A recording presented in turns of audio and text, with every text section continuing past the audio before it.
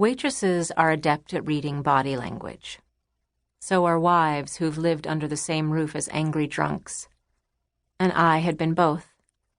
A wife for 14 years, and a waitress for almost 4.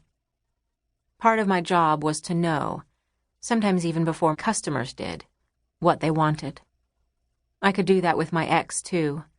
Anticipate exactly what he wanted the second he came through the door. And yet, whenever I tried to turn that skill on myself, to anticipate my own needs, I couldn't. I hadn't planned to become a waitress. Does anyone?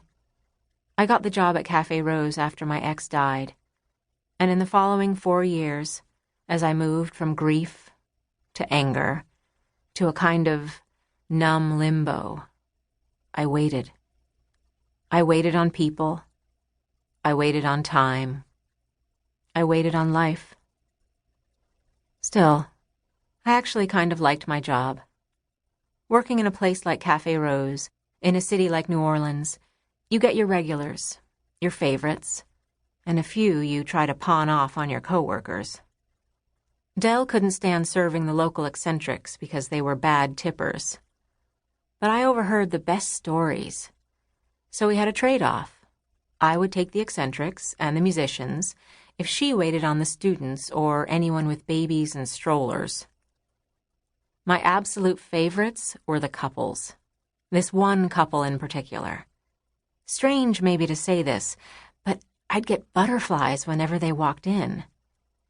The woman was in her late 30s, beautiful in the way some French women are, glowing skin, short hair, and yet she had an undeniably feminine air. Her man, well, the guy she always came in with, had an open face, with brown hair shaved close to his head. He was tall, with a lean, lithe body, and a little younger than her, I think. Neither the man nor the woman wore wedding rings, so I wasn't sure about the exact nature of their relationship. But whatever it was intimate. They always looked like they'd just come from having sex or were heading to do just that after a quick lunch. Every time they sat down, they did this thing where the guy would place his elbows on the table, opening up his hands to face her. She'd wait a beat, then gently place her elbows on the table in front of his, and they'd suspend their hands, palms open, an inch from each other's, as though there was a gentle force preventing them from touching, just for a second, before it got cheesy or was noticeable to anyone but me. Then their fingers would interlock. He would kiss the tips of her fingers, now framed by the backs of his hands, one after the other, always left to right. She would smile. All this happened quickly, so quickly, before they'd separate their hands and scan the menu. Watching them, or trying to watch without seeming to watch, triggered a deep, familiar longing in me. I could feel what she felt, as though it was his hand caressing mine, or my forearm, my wrist. The life I'd lived held no such longings. Tenderness wasn't familiar to me, nor urgency.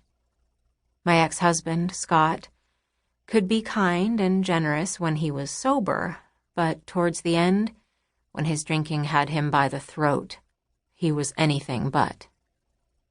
After he died, I cried for all the pain he had been in and all the pain he had caused, but I didn't miss him.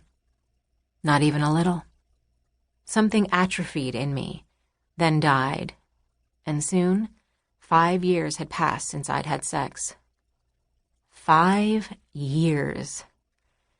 I often thought of this accidental celibacy like it was a skinny old dog, left with no choice but to follow me.